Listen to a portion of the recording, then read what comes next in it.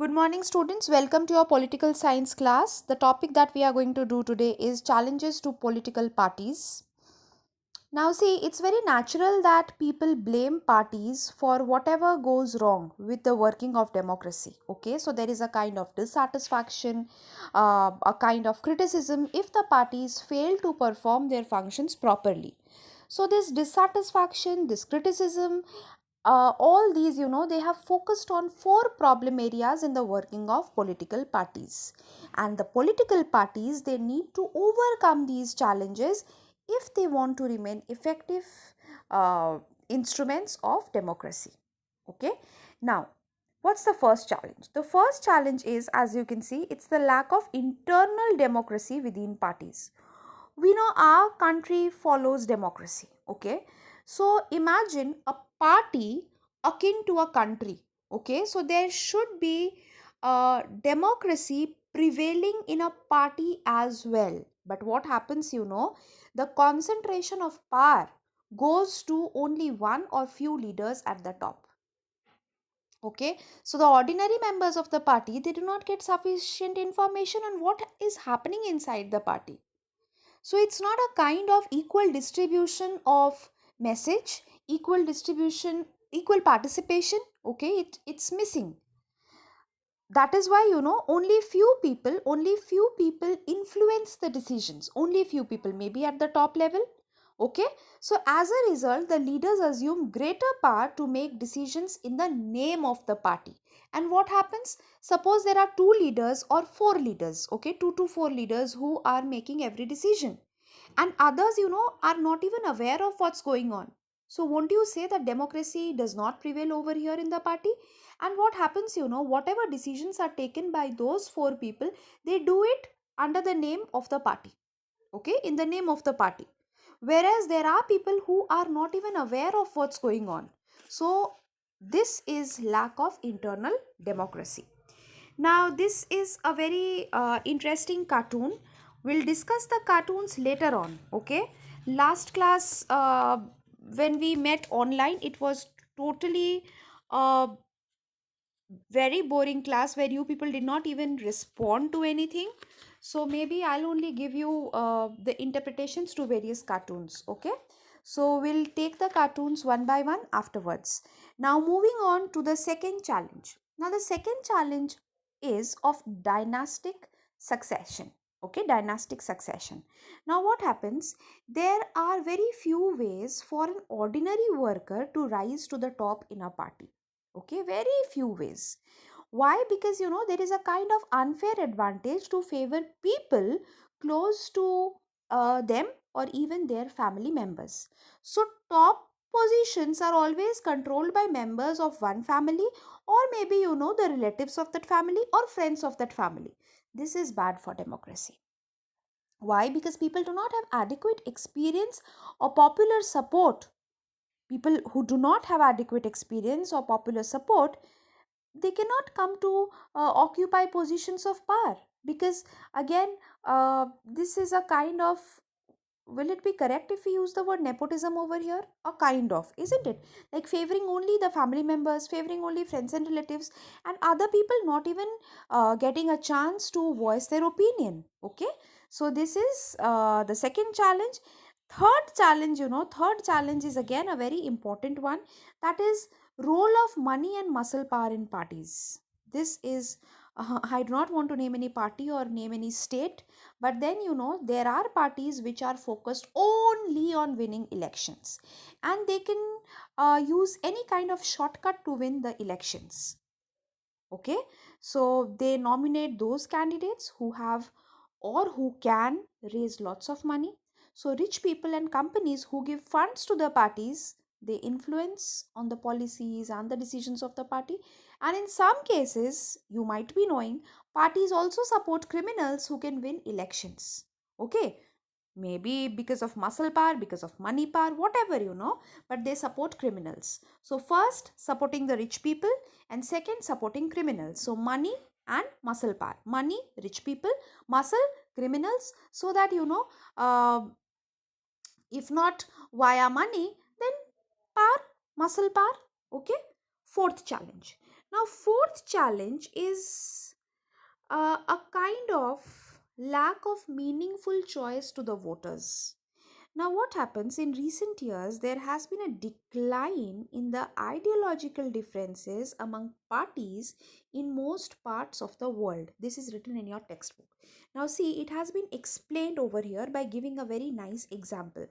I'm not talking about the Labour Party and Conservative Party in Britain, that example, but let us talk about our country. You see, it's given in our country the differences among all the major parties. Suppose there are four major parties, okay? Now the differences on what? Differences on the economic policies have reduced. So there is not a very visible difference which can be comprehended by the people, okay, which can be understood by the people, and that could be a kind of parameter for the people to vote for their favorite party, okay, because the differences have reduced. Now, those who want really different policies have no option available to them. Now, sometimes people cannot even elect very different leaders. Why? Because the same set of leaders keep shifting from one party to another. So, choice of leaders also, it varies. And then, uh, on the policies, the ideologies, they have also, the differences of the ideologies have reduced. Okay? Now, coming to uh, again something that is a kind of solution to every problem, because see, we always keep on talking about challenges and problems, but how can parties be reformed? Like, first of all, are they willing to reform? Do they want to change? If they want, then why haven't they? Okay. And if they do not want to reform, can we force them? Okay. So there are many questions. Okay. Now, how can parties be reformed? First, see the first point over here. The constitution was amended to prevent elected MLAs and MPs from changing parties. Okay? So this was amended. Why? So that these MLAs and MPs, they cannot change parties. And why was it done? It was done to see, it's written over here, this was done because many elected representatives were indulging in defection in order to become ministers, or for cash rewards in order to become ministers. Now, indulging in defection, now what is defection? See, it's given over here on the right hand side. Defection, changing party allegiance from the party on which a person got elected. So a kind of change, okay, uh, from one party to another party. So the constitution had reformed this, had asked the MPs and MLAs not to do so. And if they do so, they will lose the seat in the legislature. The second one, the Supreme Court passed an order to reduce the influence of money on criminals. This was a very important step taken by the Supreme Court. Okay, and any candidate who wants to uh, contest election, he needs to file an affidavit giving details of his property and criminal cases pending against him. This was very important. Affidavit, you see, what's an affidavit? Affidavit is a signed document submitted to an officer where a person makes a kind of statement regarding his or her personal information. And what were the personal informations included? Number one, any criminal case, property, and all this and stuff. But the thing is, there is no system to check whether the information given was true or false. Was it manipulated or was it true? The third reform, the Election Commission passed an order making it necessary for political parties to hold their organizational elections and file their income tax returns. The parties have started doing so, but sometimes it is mere formality, just for the sake of formality. It is not clear if this step has led to greater internal democracy in political parties. So now it has become a kind of just for the sake of submitting the file. That is why they do. Okay. Now, these are the ways how a party can be reformed. Okay. Now, reform political parties. Okay. These are the efforts to reform political parties and the leaders. Now you see there are three orange bullet marks. These are a kind of suggestions which are not yet implemented, okay, not accepted by political parties. But yes, if these values, if these steps are taken, maybe there could be a kind of improvement. Okay. Now what are these three suggestions which have not been accepted by political parties, but if accepted, this will surely give a beautiful picture. There should be a law which should be made to regulate the internal affairs of political parties. Internal affairs of political parties, like maintaining a register, okay, of the members, then following a kind of constitution, okay, then to act as a judge in case of party disputes, and to hold open elections. Open elections is very important for the highest posts within the party.